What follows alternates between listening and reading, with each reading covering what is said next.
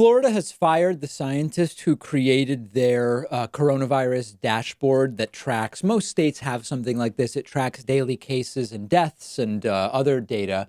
And it is alleged that she has been fired because she was refusing to manipulate, or I would call it falsify data for political reasons to make reopening seem like a more reasonable thing to do. Now, this scientist's name is Rebecca Jones. She put together these dashboards so that you could go and see in real time where are the outbreaks, where are the cases and deaths.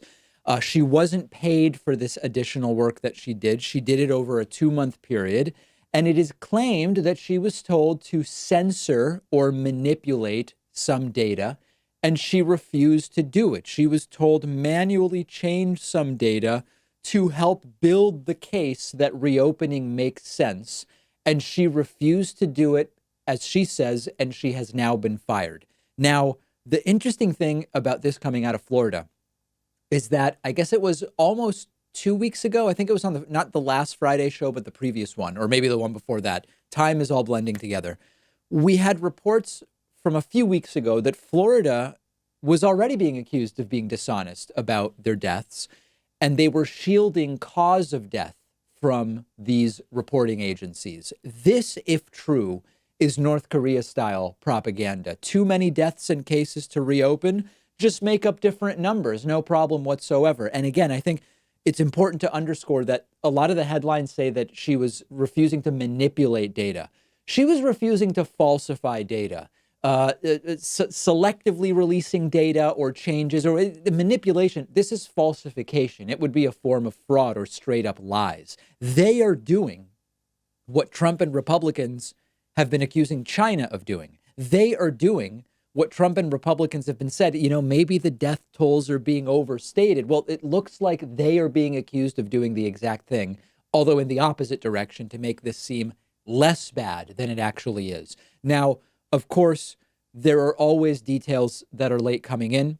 Was she straight up fired or forced to resign? It's not clear. She's not communicating very much. Rebecca Jones is with reporters over the last 12 to 16 hours. What exactly was she asked to change? We're not really sure yet. What was observed was that over the last couple weeks, the demographic info about who is getting infected and dying has been more difficult to access, as one example.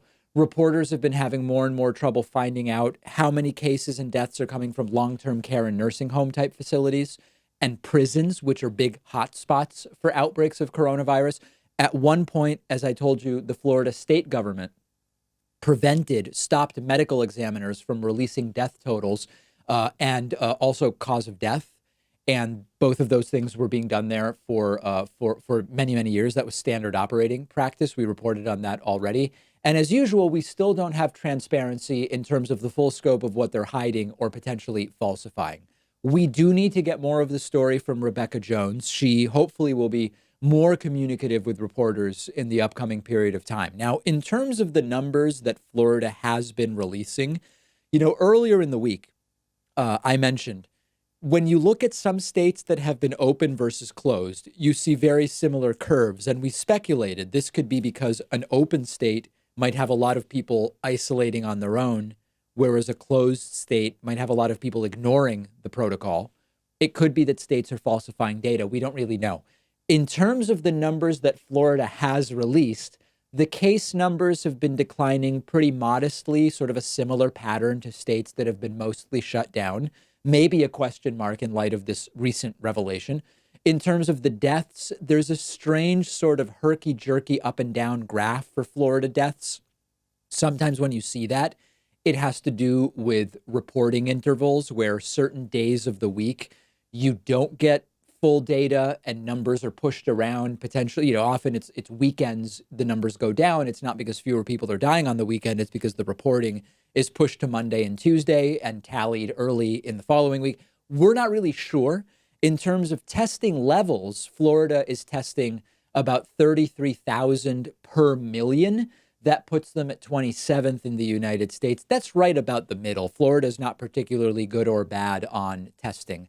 But again, this is what they are releasing, and that's all we really know. We may know more soon, as I say, but we may not. And that's the whole point, that this is a story about the fact that we are not being given information that is absolutely necessary to figure out what's going on in Florida, to determine, are they ready to move to a phase 1 or phase 2 reopening or whatever the case may be.